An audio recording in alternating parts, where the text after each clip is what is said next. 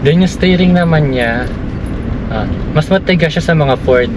May konting resistance. Mahirap siya gamitin ng one finger, pero doable naman. So try naman natin ngayon is yung safety features niya. So ito, tatanggal ako seatbelt. Full stop muna tayo ngayon. Tatanggal ako seatbelt. Then magpapatakbo ka na mabagal lang. Tingnan natin kung mag-alarm ba siya.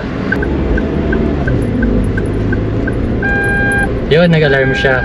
Gumagana yung safety features niya. Yung ano dito sa Avanza, compared sa mga ibang gawa ni Toyota, malakas yung tunog ng sa Avanza. Hindi pleasing to do sa mapapaseatbelt ka talaga. Next test naman natin is turning radius. Tingnan natin guys kung ilang lanes yung turning radius niya.